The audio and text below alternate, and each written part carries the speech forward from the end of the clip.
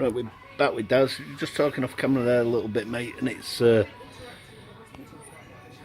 thought-provoking and horrible, if I'm fair. And we was just talking about the shop there at Portland Street, and there is a guy, and he's convicted. He's in prison. You know, Pete Feeler. Yep. You related to me a story of what he did back in the day when you was 14 or 15. I was 14. I started Thai boxing because I got bullied at school. I had to change schools, and I thought doing martial arts gave me a bit more confidence, it made me a little bit more outgoing. Went and got myself a Saturday job, rang up, managed to get a job in a martial arts shop, something I enjoyed, with a guy called Alan Glennon, who trained at Sale West with Pelly and Lisa at the time, and he was the manager, and also worked with Pete Feeler. Pete Feeler, everybody knows what happened to him.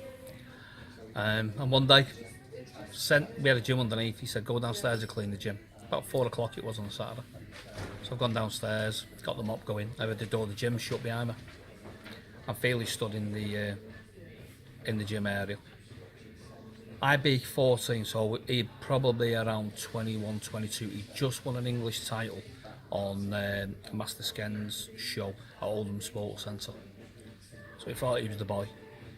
And he went, oh, so go on then, big Thai boxer. I'm like, what are you doing? Bearing in mind, I would have been about 5'3" at the time. And, I was a young kid, late into puberty and everything. I wasn't a man, I was still a boy. And he just started round kicking me across the arms, across my left arm. It was sent me into the gym wall about 4 or 5 times, just for no reason. Just wanted to come and kick me around the gym. But being that age and being shinned in the arm, because back then, in Thai boxing back then, you didn't wear shin pads. You didn't even have proper boxing gloves. You used to spar in bag mitts, And so he shins me across the arm 4 or 5 times. I'm left on the floor crying. I finish mopping my floor and go back upstairs. Monday or Tuesday comes round and I don't turn up for my private lessons. And Oliver comes in the paper shop like he did most mornings, catches my mum and says, where is he? My mum said, well, he's been with you. Well, I've not seen him for sort of 3 days. Shouts me downstairs.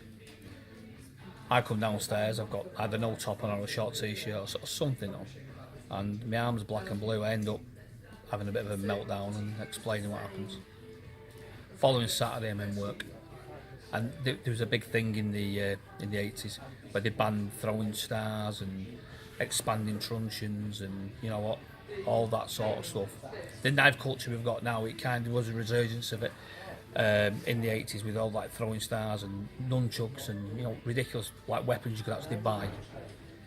I remember being in cabinet clearing it out, and there was a noise above my head. I've looked up and Oliver had come into work. He grabbed Pete by his neck, dragged him over the counter. Oliver Harrison. I told him in no uncertain words that if he ever laid a finger on me ever again, that he'd read him his horoscope and tell him exactly how short his life would be, and threw him into some bags behind. And the biggest bollocking I think I ever got was off Oliver for not standing up for myself. Even he was very much, even if you would have got a beating, stand up for yourself. I cowered in the corner and just let this man hit me, and I did nothing to protect myself. I think what is your little story there, Daz, is obviously as well something that you encountered through probably loads of your students.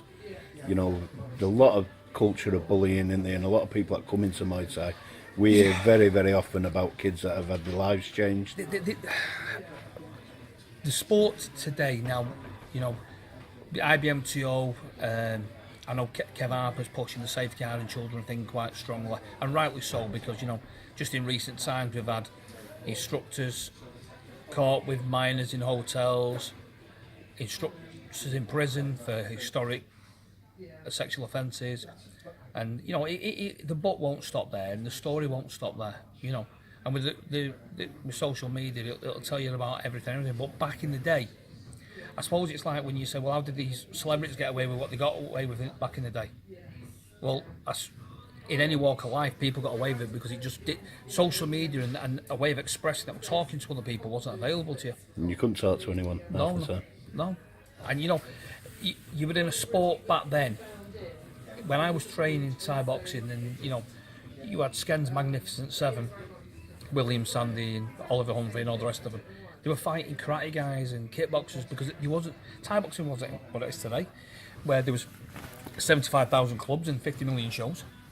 You know, Tony Moore used to do a show at the International too, and if you could put a pair of gloves on and swing your leg about, you get a fight. And that was it. Yeah, it was a completely different sport back then. Amazing that, mate. Thanks for that. Did